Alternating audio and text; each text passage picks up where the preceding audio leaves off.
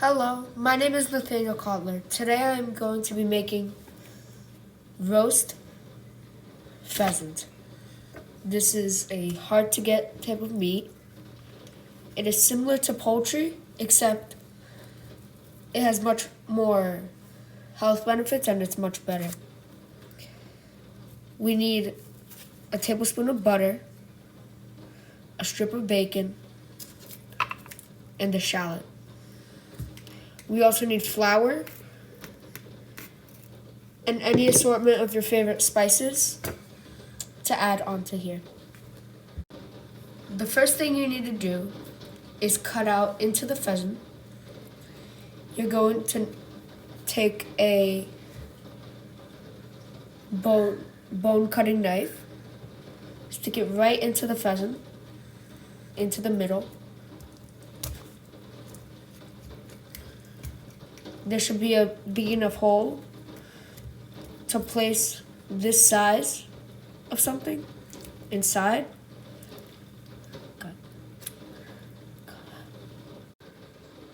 The next step after that, you have to take a shallot, cut it,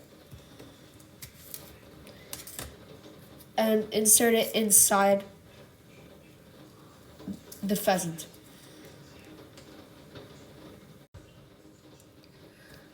The shallot should look like this. You're going to insert it into the into the pheasant. And after that, take a tablespoon of butter, and tablespoons are marked in on the wrapper of the stick. And you're going to insert that tablespoon into the pheasant at this as well. Just a heads up, when you buy pheasant, you must take out the inner part of the pheasant. It contains all the guts and things like that. So just be aware. You're going to take a greased pan, place the pheasant,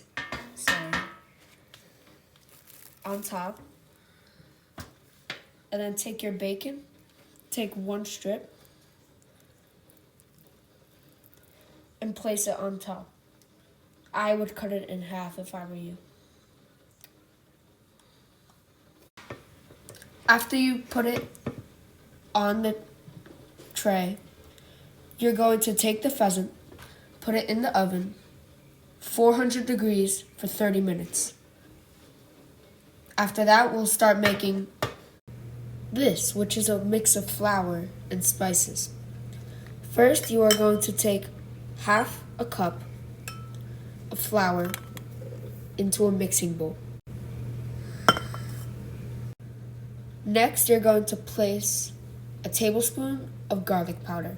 I chose garlic powder as it is one of the most, let's just say, it makes the meat crispy without making it burnt. I love to use it on things like steak and wings. It's amazing. Paprika is also a pretty good option for adding onto the pheasant because it gives a little bit of pizzazz to this flavor of it. So put a teaspoon of paprika into the mix. Cumin also gives a pizzazz to flavor to the pheasant, so we'll add it as well. One of the last spices are just some salt, pepper. I use white pepper. In my opinion, it's a lot better.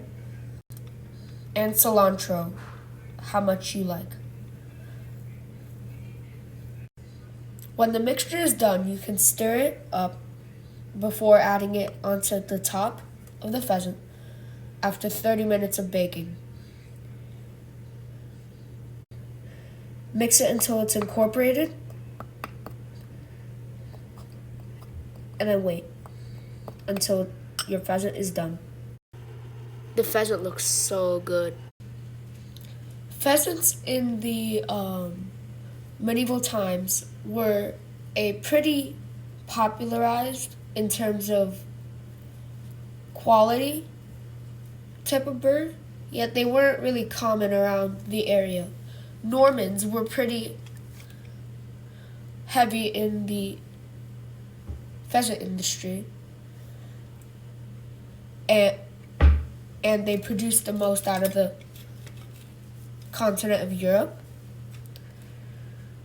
They became more popular around the 14th and 15th century, pretty late in the medieval times.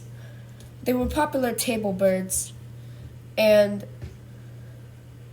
they were pretty expensive at the time, like almost a shilling per pheasant. And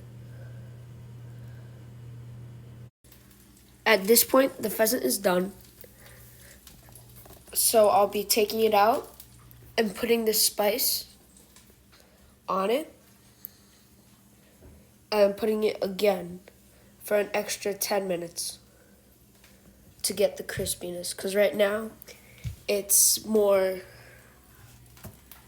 doesn't really have a skin. So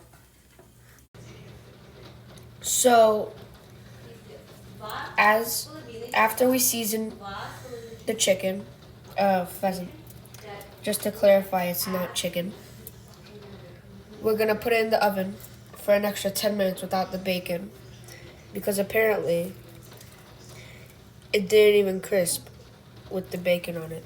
So we'll put it back in the oven. So for 10 minutes, we're gonna bake it.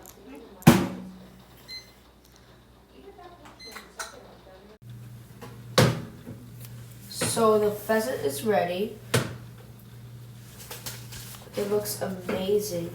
It looks so crispy, so tender.